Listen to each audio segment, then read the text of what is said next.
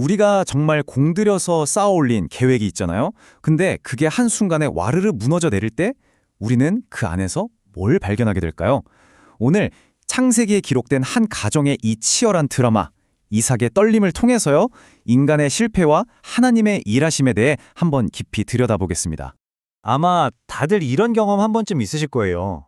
당연히 이렇게 될 거라고 믿었고 오랜 시간 공들여 준비했던 일들이 한순간에 물거품이 되어버리는 순간 말입니다. 정말 모든 게 딱 멈춰버린 것 같은 그런 막막한 말이에요. 아니면 때로는 정말 가장 가까워야 할 관계가 확 뒤틀려 버리기도 하죠. 가족 안에서 오해와 갈등이 깊어지고 신뢰가 깨어지면서 돌이킬 수 없는 상처를 남기기도 하고요. 또 이럴 때도 있잖아요. 너무 억울하고 배신감이 들어서 분노가 내 마음을 그냥 온통 집어삼키는 것 같은 순간. 그쵸? 도저히 이해할 수 없는 상황 앞에서 우리는 길을 잃고 헤매게 됩니다. 있잖아요. 오늘 우리가 함께 들여다볼 이 성경 속 이야기가요, 바로 이런 우리의 현실하고 정말 놀랍도록 닮아 있어요.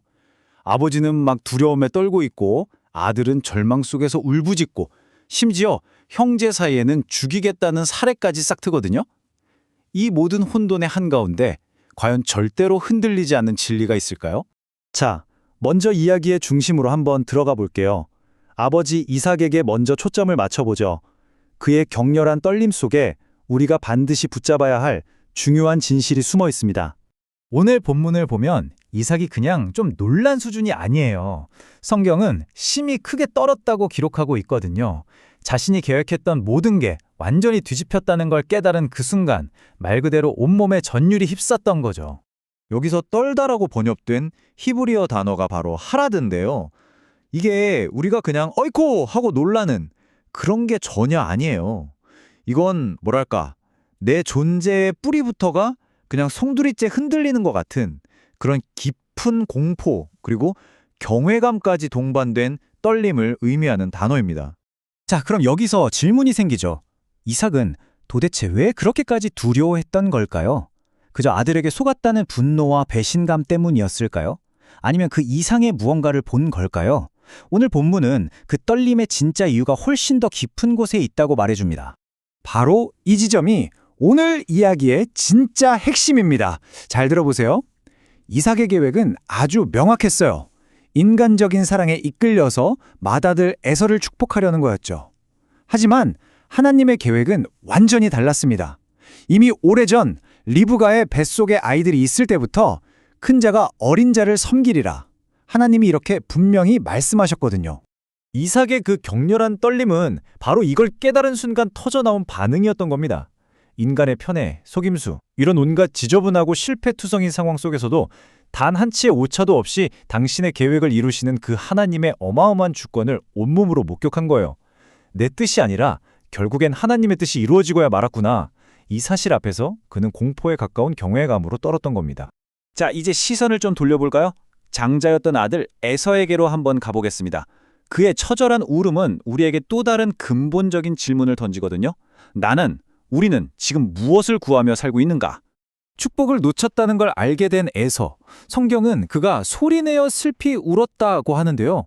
이건 그냥 우는 게 아니에요. 정말 하늘이 무너지는 듯한 절규, 통곡이 터져 나온 거죠. 아버지, 저에게도요. 제발 저에게도 축복해 주십시오. 하고 외치는 그 모습이 정말 절박하게 들립니다. 그런데 말이죠. 그의 눈물에는 아주 결정적인 문제가 하나 있었습니다. 에서는요, 하나님이 주시는 복 그 자체는 정말 필사적으로 원했어요.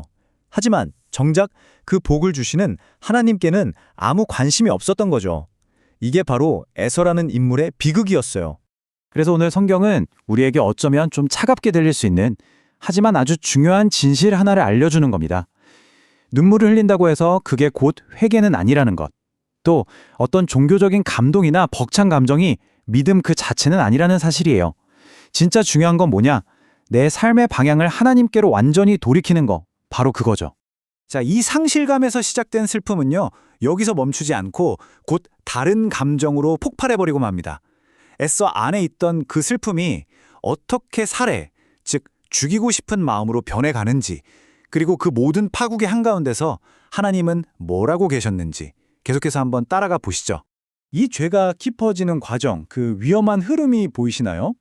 잃어버린 복에 대한 슬픔이라는 아주 작은 씨앗이 동생을 향한 분노로 싹을 틔우고요. 마침내는 내가 내 동생 야곱을 죽여버리겠다는 구체적인 살해라는 끔찍한 열매를 맺게 된 겁니다. 죄는요, 절대 그 자리에 머물지 않아요. 반드시 더 깊고 어두운 곳으로 자라나게 되어 있습니다. 정말 한 가정이 완전히 산산조각 나는 최악의 순간이죠. 겉으로 보기에는 어머니 리브가가 꾀를 내서 아들 야곱을 도망치게 하는 것처럼 보여요. 그쵸? 하지만 그 이면을 보세요. 이 모든 인간적인 혼란과 갈등 속에서도 하나님께서는 당신의 보이지 않는 손길로 당신의 언약을 이어갈 그 야곱을 정확하게 보호하고 인도하고 계셨던 겁니다. 자, 이제 이 모든 이야기는 결국 오늘을 살아가는 바로 우리에게로 돌아옵니다. 이 이야기 앞에서 우리는 대체 무엇을 선택하며 살아가야 할까요? 오늘 성경 말씀을 통해서 우리는 적어도 3가지를 마음에 새기고 결단할 수 있을 것 같아요. 첫째는 내 계획이 와르르 무너져 내릴 때라도 그 너머에서 일하시는 하나님의 주권을 인정하는 것. 둘째, 복 그 자체에 매달리기보다 복의 근원이신 하나님께로 돌아가는 것. 그리고 마지막으로 내 안에서 들끓는 미움과 분노를 따라가는 대신 용서와 화해의 길을 선택하는 것. 이겁니다. 솔직히 말해서 우리 안에도 다 있잖아요. 목적을 위해서라면 수단과 방법을 가리지 않는 야곱의 모습, 그리고 영적인 축복보다는 당장 눈에 보이는 세상의 것들을 더 사랑했던 에서의 모습. 둘 다 우리 안에 있죠. 어쩌면 우리는 우리 자신의 힘이나 자격으로는 절대로 이 복을 닫을 수 없는 그런 존재들입니다. 그런데 여러분, 바로 여기에 복음이 있습니다. 진짜 기쁜 소식이요. 참된 장자이신 예수 그리스도께서 자격 없는 우리를 위해서 대신 저주를 받고 버림받으셨다는 이 놀라운 소식입니다. 그분이 버림받으셨기 때문에 야곱 같고 에서 같은 바로 우리가 하나님의 자녀로 당당히 받아들여질 수 있게 된 겁니다. 자, 이제 선택은 우리에게 달렸습니다. 히삭에서는요, 자신의 상처받은 감정을 따라서 살다가 영원한 것을 잃어버렸어요. 하지만 믿음의 사람은 어떻습니까? 이렇게 흔들리는 상황 속에서도 보이지 않는 하나님의 약속을 꽉 붙드는 사람입니다. 여러분, 여러분의 삶을 이끌어가는 것은 순간순간 변하는 감정인가요? 아니면 영원히 변치 않는 믿음의 약속인가요?